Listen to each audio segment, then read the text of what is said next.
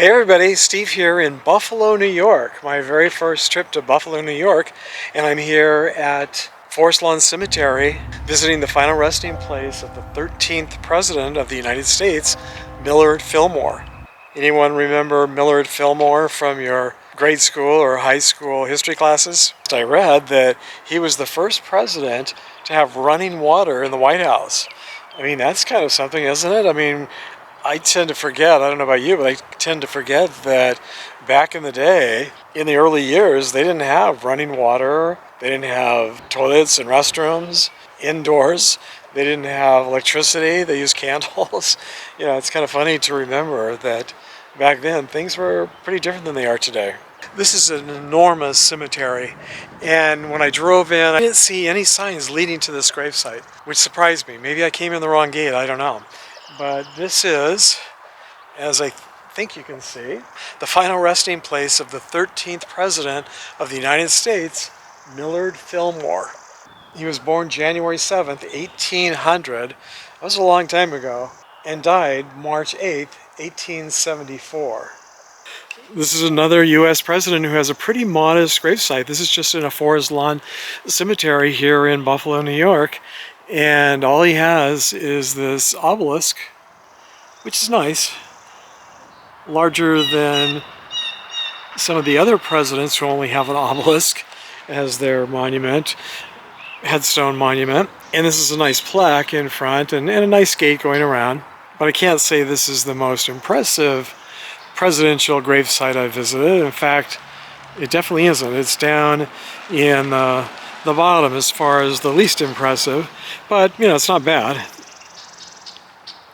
Still more impressive than most notable and famous people these days. As so many of you have remarked over time, these days famous people usually just get a flat headstone in a cemetery, and they're very modest if they even bother to be buried and have a headstone at all. Many are just cremated and scattered. Now, when I arrived, there were a few people here standing at his gravesite, and a couple other people have driven by and stopped and stared. I don't know if they were staring at his gravesite or at me, but it's not exactly the most visited gravesite, I don't think, of a U.S. president, but it is in a very nice cemetery here, so let's walk around and see if we can see who else is laid to rest here with him. I thought maybe this group of people were coming here, but I don't think so. I think they're just walking in the cemetery. Now, for those of you who don't know, Buffalo is the city where Niagara Falls is located. And you can see from the Google map here that it's less than 20 miles north of this cemetery. It's just a half hour away. It would be a very long walk, but technically you could walk there from this cemetery. I'm going to head over there next, and even though I do love to walk, I think I'm going to drive. So stay tuned to the end if you'd like to see Niagara Falls. The small headstone on the left belongs to Fillmore's second wife, Carolyn Carmichael Fillmore, who he married after leaving the White House and following the death of his first wife, Abigail. Millard Fillmore is buried just to the right of his second wife. He died from a stroke on March 8, 1874, at the age of 74. Carolyn outlived him by 7 years, dying at the age of 67 on August 11, 1881. His first wife, Abigail, who was also the First Lady, is also buried here. I think she must be on the other side of the central monument or obelisk. She sadly died from pneumonia at the young age of 55 on March 30th, 1853. She's remembered for creating the very first library in the White House. A year after her death, their daughter, Mary Abigail, tragically died at the young age of 22 on July 26, 1854, from cholera. Their son, Millard P. Fillmore, is also buried here in the family plot. He was a bachelor with no children and lived to be 61 years old. He died on November 15, 1898.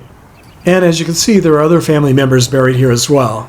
Fillmore was a member of the Whig Party and served from 1850 until 1853. Some of his policies made him very unpopular, and he wasn't re-elected for a second term. President Fillmore was nicknamed the Accidental President because while serving as vice president under Zachary Taylor, Fillmore unexpectedly became president when Taylor died in office.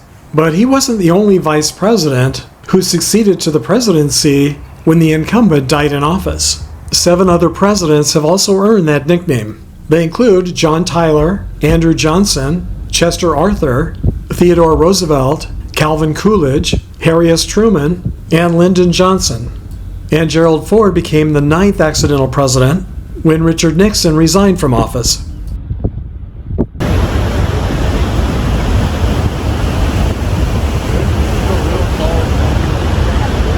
There's so much mist, it's really difficult to see a lot, and it's really noisy. I mean,